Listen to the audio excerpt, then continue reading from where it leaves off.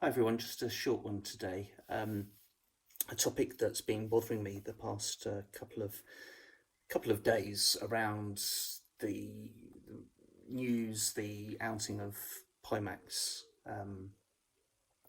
Essentially, if you've not been following the news on Reddit, Pimax were basically shown to have tried to manipulate, create positive reviews around their products for rewards, benefits, potentially money. I don't know the details. I didn't look at that in any great detail. Hence the thumbnail meme. Apologies for that in advance, but yeah, it was just what was on my mind. Now this has been covered by a number of other channels. It goes without saying that it's not good news when this happens. I don't agree with it at all. And all I can really add to that particular part of the topic is it's good that Pimax have come out, acknowledged it, and have committed to do something about it. They also said that it wasn't done with the knowledge and authorization of their senior management team. To be honest, that's a kind of a weak response in my opinion. It sort of suggests that you don't know what's going on inside your own company. But hey, that was the information that was passed down to us. In my case and my dealings with Pimax, I've not experienced that. I've personally found the combination of the Crystal and the 4090 to have been a real boost in the quality and performance of the VR experience. Why Pimax feels the need to to use these shall we say dodgy methods is something I struggled to understand. I appreciate they've definitely had issues with their products in the past. I know Mark from Get Your Game On talked about some of his experiences as well. In fact, there were some people on his channel kind of accusing Mark of not being entirely honest and sincere in his kind of feedback and criticism of Pimax. I never felt that way at all. I think Mark was bang on the money, and that's a poor choice of words, wasn't it? Mark was I think being very sincere about his experiences, and if anything, was very democratic towards Pimax to give them the opportunity to put things right. Judged by what they do is what I would say with this particular instance, not just what they say. Yeah, because sometimes the people that they put in front of the camera aren't in the position to actually make decisions to do things about that. But it's an internal matter for them. They need to fix that problem, and I hope that they do. Now, what then did I want to add to this topic? As I said, it's been covered in other areas of the online media and channels this past week.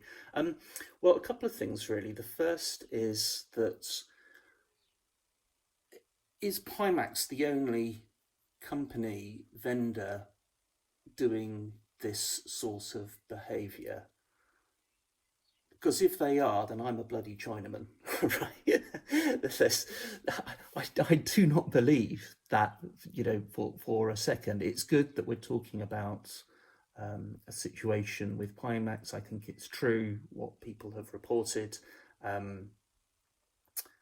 but I don't think it's unique to Pimax, and it makes me a little bit uncomfortable when people are going around talking about transparency and things like that, and they're not talking about other organisations that might be doing something along similar lines. And when I mean similar lines, I mean trying to manipulate the media, content creators, generate basically false impressions of their products, perhaps dismissing or being negative towards other vendors as well. Something funny enough I've been accused of in the past, but it's that's not true at all. I had a bit of a dig the other year at Big Screen, but that was mainly to do with, I think, the CEO overstretching some of his PR statements and things like that. So just to clear the air on that point as well,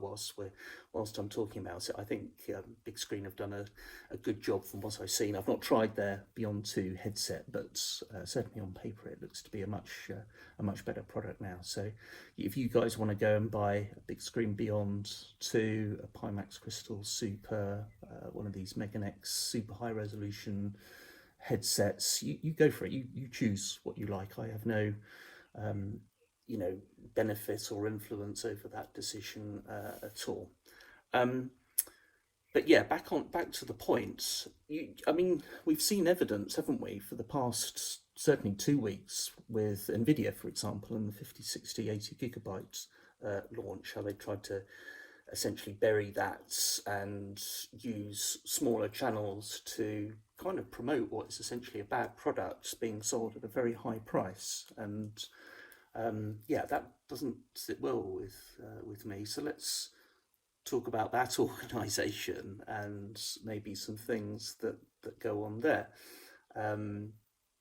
I don't think it's any secret that Meta, for example, are in direct competition with PCVR and the standalone headset system. They're pouring billions of dollars into development of their particular platform, but I believe there are content creators out there that either directly or indirectly, by not talking about PCVR at all, try to influence people's buying decisions and the markets in general towards their brands.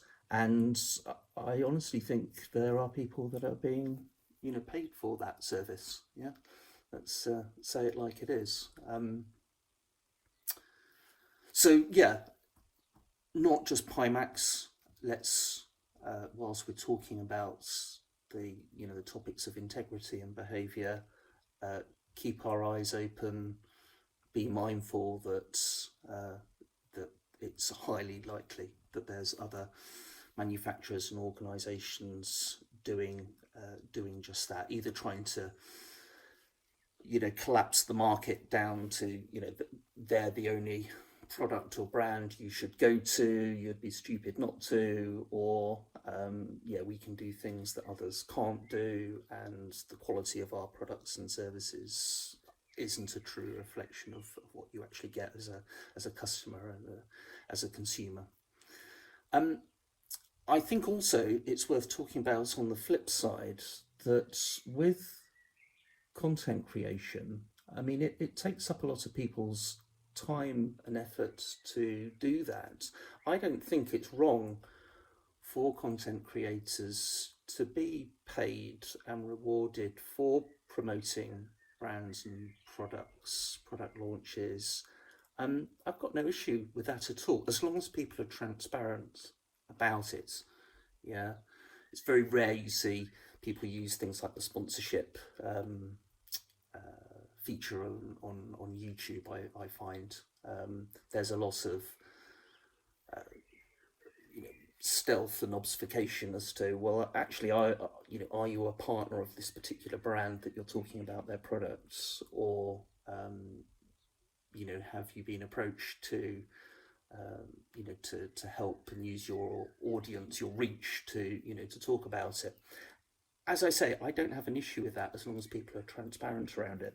So what I would say is, in the interests of being a responsible sort of viewer or participant in this space, be respectful, but ask questions. Where did you get this product? Are you being given it? How much did it cost you? Will you be returning it? Were you approached to provide coverage of this product? And if people are clear and answer those sorts of questions timely and completely, I don't think you've got any concerns with those creators. But if you're faced with deflection, defensiveness, obfuscation, then that clearly to me means that they're uncomfortable talking about that particular topic, and it should raise a red flag with you.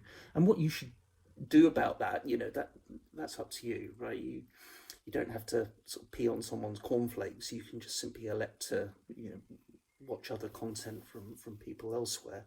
And likewise, if you've got questions of anything that's any topics that I've produced in the past, feel free to do that. And hopefully you feel that I will give you a complete and full answer to your questions. If you don't agree with what I've said, I'm not going to ask you to go elsewhere and keep your opinions to yourself. Feel free to leave some comments. I don't mind engaging on this particular topic. I have nothing to hide. I think it's good for everyone if we can improve transparency as well. And I think in order to do that, we shouldn't be persecuting people that are paid for their time, their experience, their audience, for that as well. I think that there's two parts to that. Otherwise, there will be that tendency to not mention it. And of course, the other thing as well, I was talking to one of my friends about this last night, was the YouTube algorithms and things like that. They encourage you to keep content more short and concise. I tend to ramble on, as you know, preferring the long form videos. But even when I look at my YouTube statistics, and I'm not monetized, by the way, the average viewing length on my videos is about 3.5 minutes, right? So you can't necessarily get across everything there.